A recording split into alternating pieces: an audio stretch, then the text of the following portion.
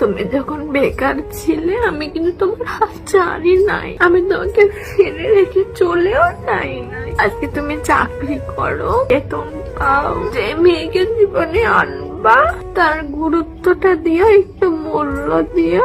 মেয়ে মানুষের মনটা না অনেক নরম।